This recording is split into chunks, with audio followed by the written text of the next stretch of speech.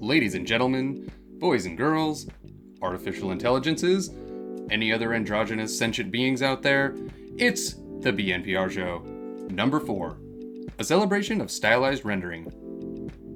Today we're going to highlight 3 things: anime explosion visual effects, simplified design in The Witness, and a behind-the-scenes look at Spider-Man Into the Spider-Verse.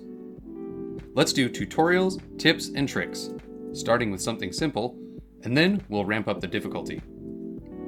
Transparency. Can you see me now? How do we properly apply transparency to any mesh? Madlore has made a quick tip video about just that.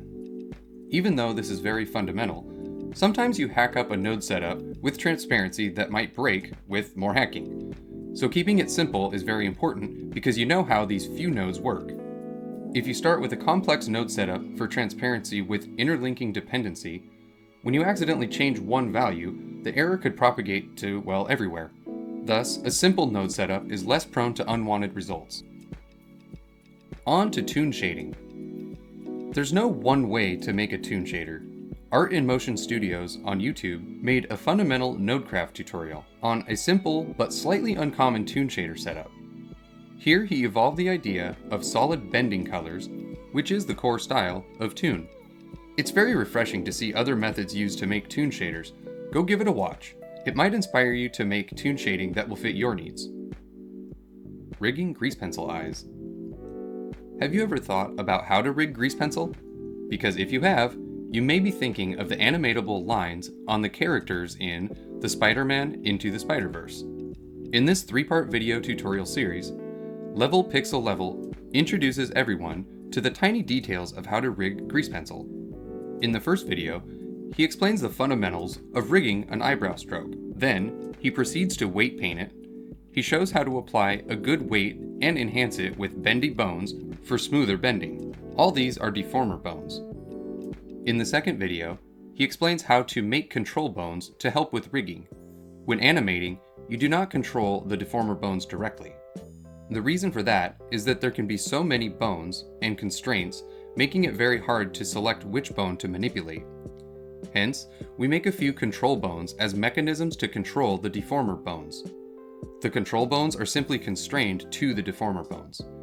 If you want to master control bones, play with constraints. In the third video, he talks about how to enhance the constraints.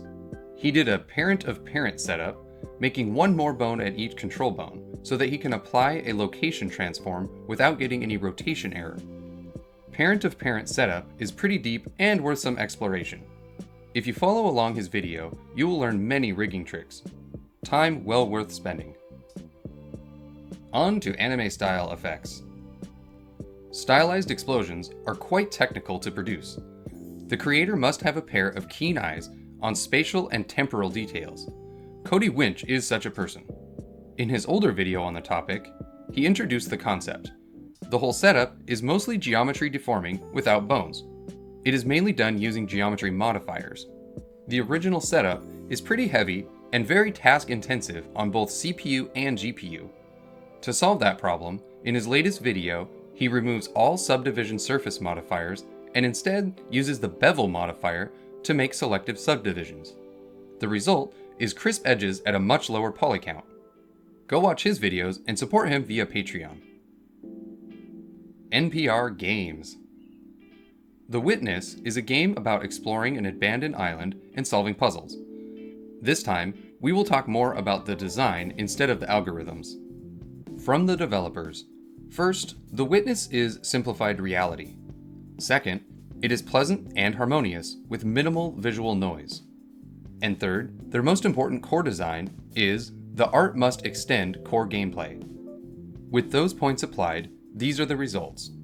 The game has simplified geometry on everything. Nothing looks complex. Many object silhouettes, be it tall, wide, big, or long, are used as landmarks. Details are done at the object's corners with little geometry sticking out, or covering the surface. On some objects, sparse details can be on the surfaces. It uses simplified textures enough to convey material, but not distracting. Now, on the colors. Color is used as a leading indicator, brighter path, or a path of different color with everything else around it. You are never lost in this game. Accented targets indicate important gameplay elements. To indicate areas, different hue groups are used. Within the area, not everything is of the same color. Values change within a limited range and saturation as well. If you're interested in how the colors in The Witness are designed, we encourage you to read the soul-stirring Digital Color Mastery ebook. Pretty much every color design in The Witness is explained in the ebook. The Witness is that kind of game where you can just stroll and look around at things and enjoy the simple yet powerful design. Nature simplified, it's the perfect escape. NPR Animations. Office Fighter. Schnubby made his excellent-looking fighting game animation by combining grease pencil characters and 3D environment. There are simply too many characters. We lost count. Do you know how many games are represented? Put your answer in the comment section. Stylized Flowers. We could watch this one all day. David Kobleski made an animation of many flowers with animated sketchy freestyle strokes. A masterpiece. You have got to watch it. Donut Styles. In the NPR circle, we always say that photoreal is just one rendering style. In this spinny donut video by McClellan, he proves just that point. Many rendering styles presented makes everyone crave a donut. McClellan, your donuts make me go nuts. Artworks of the month. Like last month, this month we also have a huge list of exciting stylized artworks. Let's start.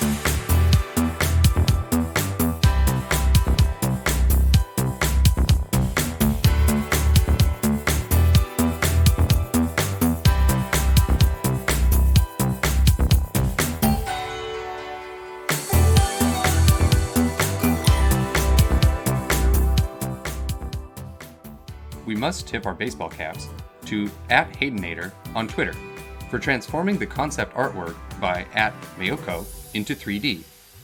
What makes this charming is the design language of the objects and the colors used. This whole artwork also plays into the nostalgic feel after you've played Legend of Zelda: Breath of the Wild. A great concept, great execution, everyone loves it. Well done to both artists. News. Imageworks VFX on YouTube showcases the behind-the-scenes works of Spider-Man: Into the Spider-Verse. Here are the most outstanding points.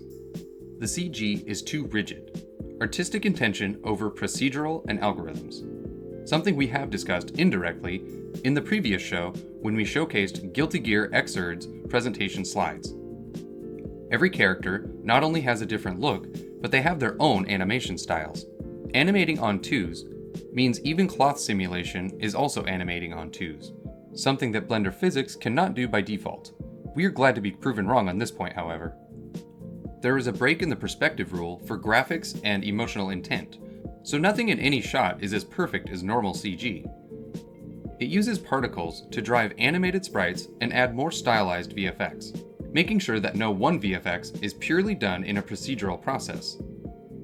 It uses shaders that simplify complex forms into simple planes of color. This is like Posterize, but with more artistic control.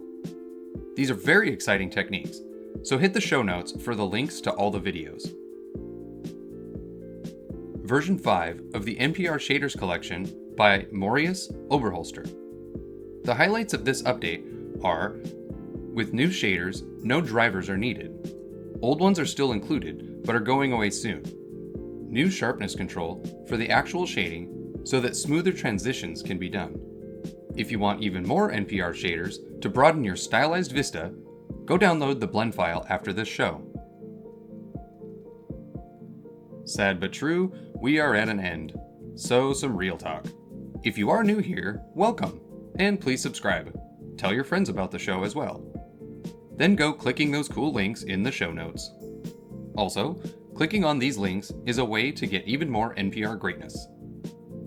If you'd like to see more of the show, be one of the cool patrons of the show on Patreon, or you can buy anything from our store. All links in the show notes. If you want to get featured in the show, please contact us. We would love to get your games, animations, and artworks seen by more people. Before we go, one last question. Is a photograph of an NPR artwork still NPR?